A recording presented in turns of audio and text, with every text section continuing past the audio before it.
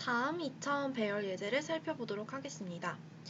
이번 예제는 똑같이 10, 20, 30, 40, 50, 60 이렇게 6개의 원소를 저장하는데 A, B, C, D라는 배열을 각각 선언을 해서 이 6개의 원소를 초기화한 결과를 출력하는 예제입니다.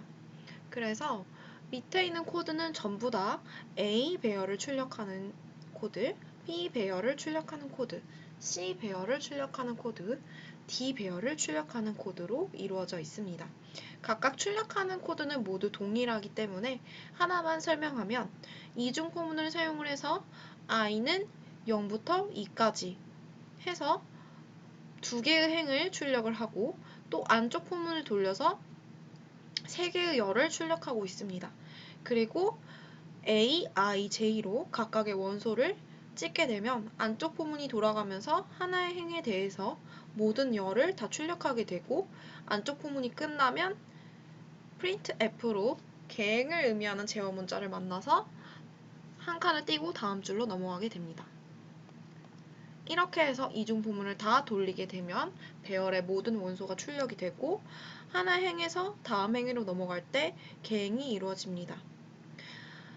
그래서 모두 출력하는 부분은 다 동일하기 때문에 이 선언하는 부분을 잠깐 보면 선언과 초기화하는 부분을 보면 첫 번째 거는 2,3이고요. 그리고 6개의 원소를 중괄호 안에 나열하기만 했어요.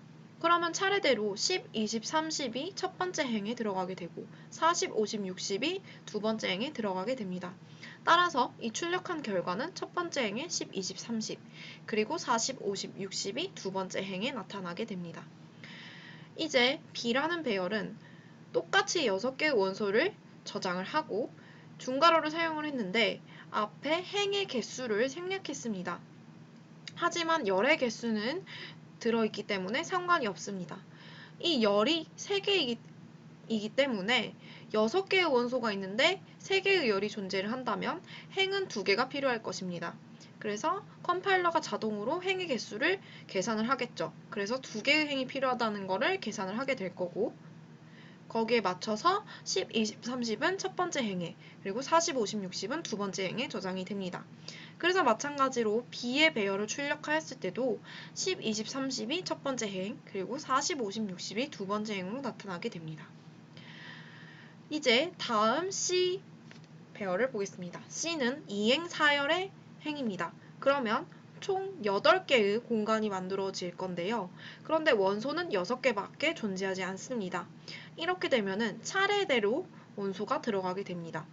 그래서 첫 번째 행에 4개의 원소가 필요하기 때문에 10, 20, 30, 40까지가 바로 첫 번째 행의 원소가 될 것이고 50, 60이 두 번째 행의 원소가 될 겁니다.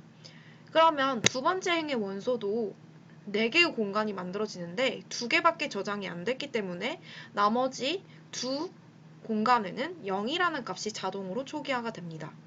따라서 이 C 배열을 출력했을 때는 10, 20, 30이 첫 번째 행에 그리고 두 번째 행에는 50과 60 그리고 내가 넣지 않은 부분에 대해서는 0이라는 값이 자동으로 초기화가 돼서 이렇게 두 번째 행은 50, 60, 0, 0이라는 숫자가 나타나게 됩니다.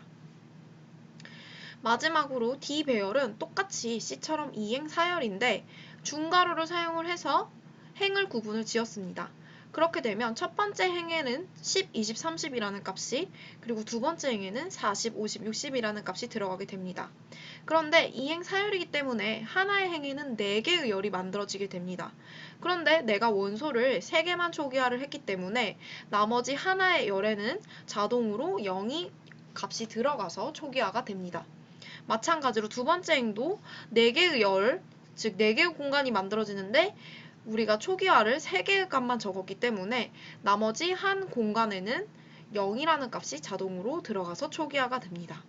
그래서 이 D라는 배열을 출력했을 때 우리는 10, 20, 30, 0이 첫 번째 행의 원소 그리고 두 번째 행에는 40, 50, 60, 0이라는 값이 저장이 돼서 출력되게 됩니다.